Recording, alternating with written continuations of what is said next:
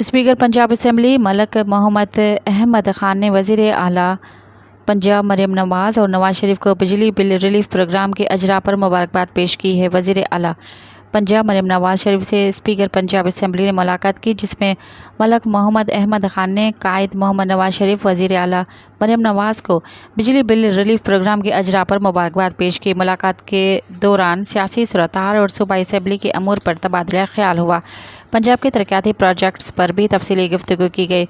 Speaker Punjab assembly Malak Ahmad Khan ने बिजली bill पर 46 अरब रुपए की रिलीफ देने को तारीख़ साज़ इक़दाम करार दिया। मज़ीद ख़बरनि ऐं तफ़सीलात लाइ विज़िट कयो असांजी वेबसाइट www.awamiNewsHD.com ऐं ॾिसंदा रहो अवामी न्यूज़ HD।